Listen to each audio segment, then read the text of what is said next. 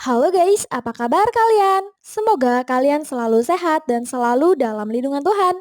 Farudu adalah sebuah film aksi romantis berbahasa Telugu India yang dirilis pada tahun 2010 dan diperankan oleh Alu Arjun sebagai Sandip, Arya Banu sebagai Dewakar, dan Banu Sri Mehra sebagai Depti. Film ini menceritakan tentang gagalnya upacara pernikahan karena mempelai wanita diculik oleh seorang pria jahat pengabdi setan. Bagaimana keseruan kisahnya? Tanpa basa-basi lagi, inilah alur ceritanya.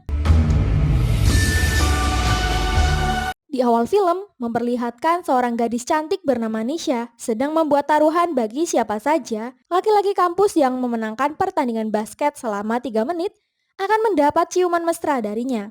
Tak lama kemudian, seorang pria yang bernama Sandip datang. Dengan kemampuannya, dia memenangkan pertandingan tersebut. Nisha menepati janjinya untuk mencium pemenang. Namun saat mendekat, Sandip menolaknya karena menurutnya ciuman dilakukan karena cinta, bukan karena nafsu. Lanjut cerita, teman Sandip yang bernama Swita mempunyai pacar bernama Ubay. Namun mereka sedang mendapat masalah karena ayah Swita adalah seorang menteri dalam negeri. Dia berniat menjodohkan Swita dengan pria lain. Seluruh teman-temannya mempunyai ide untuk menyembunyikan mereka di rumah Sandip. Mengingat menteri dalam negeri adalah teman keluarga Sandip, oleh karena itu, dia tidak akan mencurigainya. Setelah itu, mereka akan membantu pernikahan Swita dan Ubay. Namun Sandip memilih pergi menemui ayah Swita dan memberitahu bahwa Swita akan kawin lari dengan kekasihnya yang bernama Ubay. Awalnya ayah Swita tidak menerimanya. Namun setelah Sandip menjelaskan tentang cinta mereka berdua, ayah Swita pun tersentuh. Hingga keesokan harinya ayah Swita menemui mereka dan merestui pernikahan Swita dan Ubay. Lanjut cerita, ibu dan ayah Sandip akan pindah kerja ke Amerika. Seluruh anggota pun akan ikut ke sana selama 5 tahun. Agar Sandip tidak kesepian, orang tua Sandip pun berencana menikahkannya. Tadi sangka, Sandip langsung menyetujuinya. Namun dia menjelaskan bahwa dia belum mempunyai kekasih. Oleh karena itu, Sandip meminta orang tuanya untuk mencarikan jodoh untuknya. Scene berlanjut. Ibu dan ayah Sandip menyewa biro jodoh yang bernama Dilip untuk mencarikan calon istri untuk Sandip. Namun saat itu Dilip malah menunjukkan video para gadis yang memakai bikini. Hal itu membuat Sandip kesal. Dia berkata, jika gadis seperti itu yang dia cari, dia bisa mencari sendiri di klub. Sandip ingin orang tuanya pergi secara pribadi untuk menemukan pengantin untuknya. Sandip berkata, kelahiran dan kematian tidak ada di tangan kita. Pernikahan adalah satu-satunya kesempatan yang kita pilih sendiri. Kita tidak boleh melewatkan kebahagiaan dan perayaan yang menyertainya. Mendengar perkataan Sandip, orang tuanya pun merasa terharu. Malam harinya, teman-teman Sandip kaget mendengar kabar dirinya memilih dijodohkan.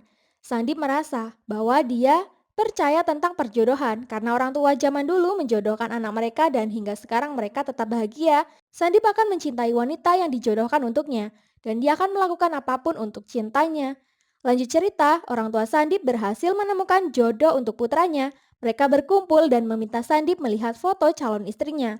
Namun Sandip menolak, dia ingin melihat calon pengantin di kanopi pernikahan saja. Sandip tak akan menyesal karena dia yakin orang tuanya menjodohkannya dengan perempuan baik-baik. Dia lanjut mengambil foto pernikahan neneknya. Dia ingin pernikahannya sesuai adat, sama persis seperti yang neneknya lakukan. Sandip juga menginginkan pernikahannya diadakan 5 hari berturut-turut dan mengundang seluruh keluarganya seperti saat pernikahan nenek dan kakek. Namun orang tua Sandip merasa itu tidak mungkin. Sandip pun mengancam akan menikah dengan gadis Amerika jika keinginannya tidak terpenuhi. Mendengar hal itu, orang tuanya Sandip pun menuruti permintaan tersebut. Beberapa hari kemudian, seluruh keluarga Sandip datang untuk merayakan pernikahan Sandip. Ibu Sandip merasa terharu mengingat selama ini mereka tidak bisa mengadakan pertemuan keluarga besar-besaran. Lanjut cerita, seluruh keluarga melakukan rangkaian acara demi acara menyambut malam perkenalan pengantin.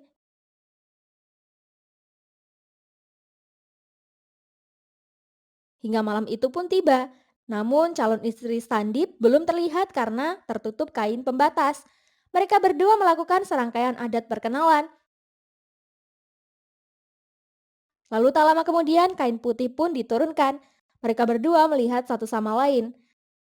Sandip terkesima melihat kecantikan calon istrinya yang bernama Dipti. Begitupun Dipti. Dia merasa Sandip dengan tatapan penuh cinta. Mereka berdua merasakan gejolak cinta pandangan pertama. AC. Keluarga yang melihat senyum di wajah mereka berdua turut merasakan kebahagiaan. Hingga seluruh keluarga memberikan mereka berdua waktu untuk saling mengenal satu sama lain. Sandip dan Dipti merasa bahagia. Sehingga lagu India pun diputar. Scene berlanjut. Acara pernikahan pun dilangsungkan. Namun sebelum Sandip dan Dipti menyelesaikan upacaranya, tiba-tiba atap kuil tersebut roboh. Sehingga membuat semua orang panik dan lari menyelamatkan diri. Sandip terjebak di dalam, namun dia bangkit dan berusaha keluar dari puing-puing bangunan yang roboh. Setelah itu, dia mencari Dipti.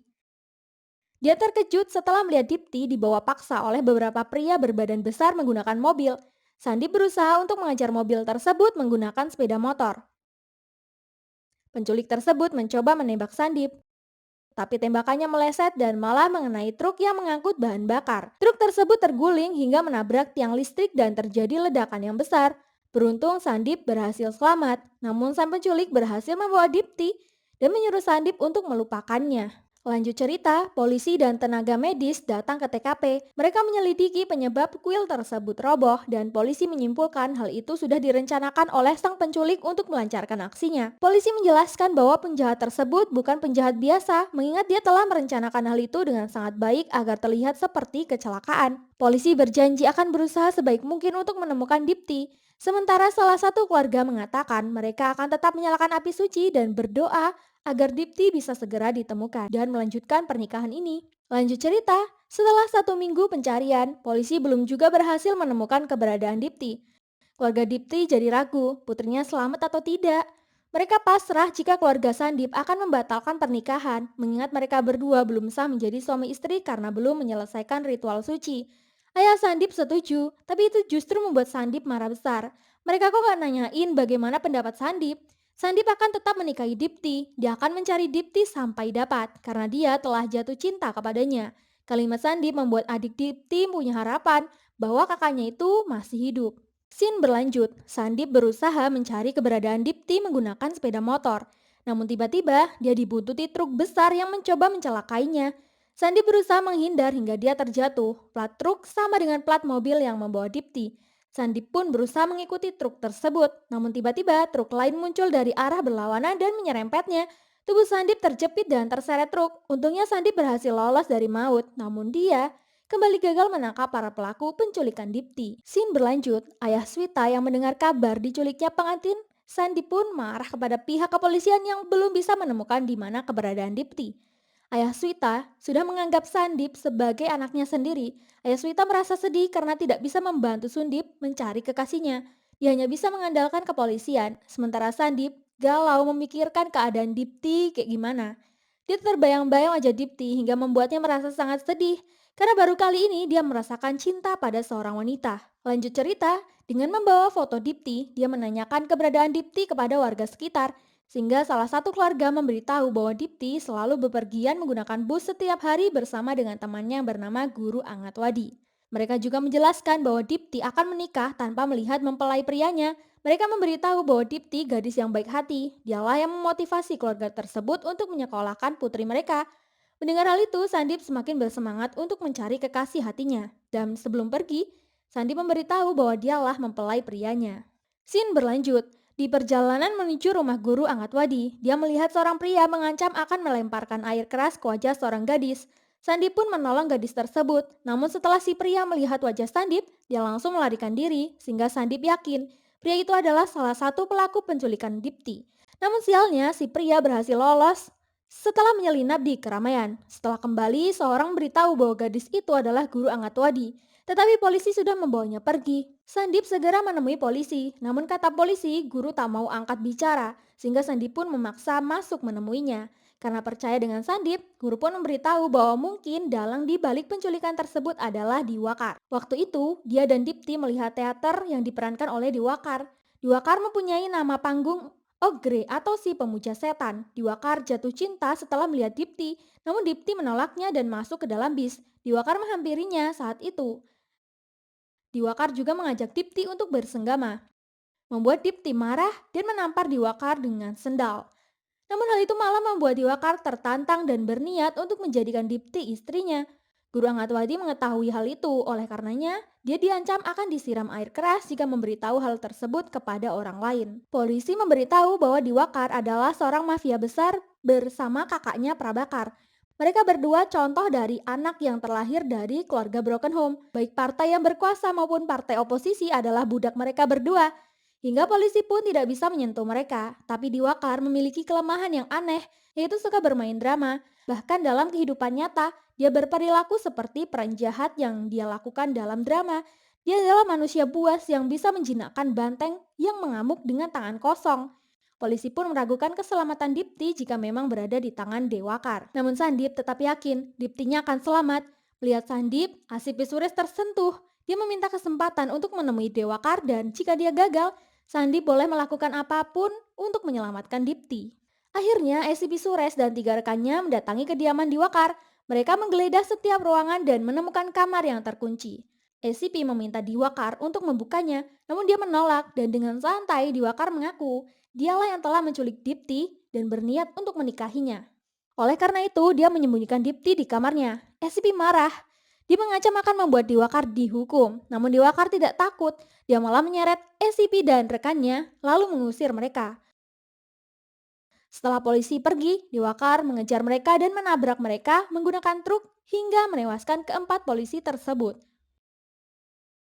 Mendengar kabar itu, seluruh keluarga tambah sedih memikirkan keadaan putri mereka. Sementara di kamar, Diwakar berniat menikmati tubuh Dipti, namun Dipti berhasil melindungi dirinya menggunakan pecahan kaca. Dia mengancam akan bunuh diri jika Diwakar nekat menyentuhnya. Diwakar mengurungkan niatnya, namun dia tetap berniat untuk menikahi Dipti.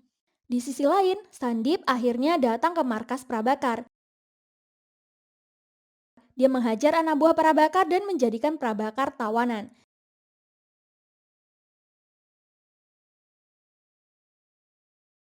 Sandip menelpon Dewakar dan menyuruhnya untuk bertukar dengan Dipti. Dewakar pun menyetujuinya dan mereka bertemu di sebuah jembatan.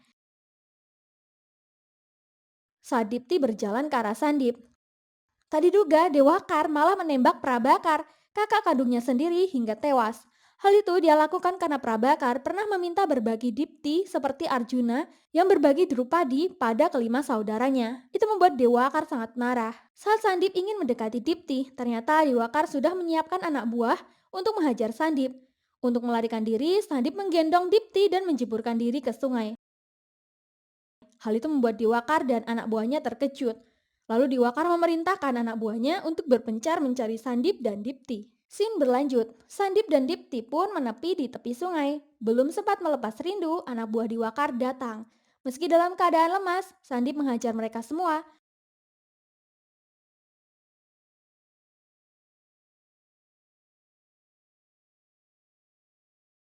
Namun karena tidak makan selama di tawanan, Dipti pun pingsan.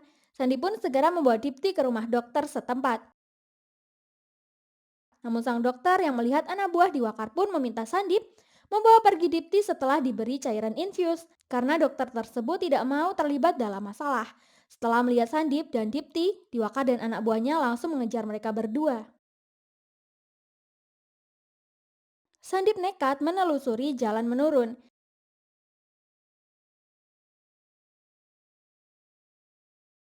Diwakar terheran melihat kenekatan Sandip. Setelah berhasil lolos, Sandip membersihkan tubuh Dipti dan meletakkannya di sebuah tempat dan menutupinya dengan tubuhan kering. Setelah itu Sandip mencari makanan dan menyuapi Dipti, hingga dia tertidur. Dipti akhirnya sadar, dia melihat wajah Sandip lalu menciumnya. Saat itu anak buah Dewakar menemukan mereka berdua. Mereka tak berani melapor Dewakar. Takutnya Dewakar cemburu dan membunuh anak buahnya. Sandip menyadari keberadaan mereka. Dia menghajar mereka sampai lari terbirit-birit melihat kekuatan Sandip. Scene berlanjut. Saat Dewakar sibuk memarahi anak buahnya yang gagal menemukan Sandip dan Dipti, Sandip dan Dipti menyelinap masuk ke dalam mobil di jembatan. Lalu Sandip menemui Dewakar dan berkata, hanya lelaki sejati yang datang untuk menikahi gadisnya. Sandip menantang Dewakar jika dia beneran laki-laki tulen. Sandip mengundang Prabakar untuk datang menghentikan pernikahan mereka berdua sendirian. Dan dengan berani, Dipti membawa mobil lalu mereka berdua pergi kabur. Anak buah Dewakar berusaha mengejar, namun tiba-tiba mobil meledak dan mereka berdua berhasil lolos. Lanjut cerita, Sandip berhasil membawa pulang Dipti dengan selamat sehingga pernikahan kembali diselenggarakan. Akhirnya Sandip dan Dipti resmi menjadi suami istri karena sudah menjalani semua ritual. Seluruh keluarga merasa sangat bahagia. Diwakar lalu berteriak, kekuatan jahat. Semua orang menyingkir. Dewakar sengaja menunggu sampai Sandip dan Dipti sah dalam pernikahan. Menurutnya, merebut istri orang sebelum bulan madu akan membuatnya lebih nikmat. Lalu duel antara Sandip dan Diwakar pun dimulai. Sangat susah bagi Sandip untuk mengalahkan Dewakar karena sama-sama kuat. Belum puas berkelahi di bawah, mereka berdua berkelahi di atas gedung yang sangat tinggi. Setelah beberapa saat, Sandip berhasil mengalahkan Diwakar. Gedung pun roboh dan Diwakar pun tertimpa reruntuhan hingga meninggal.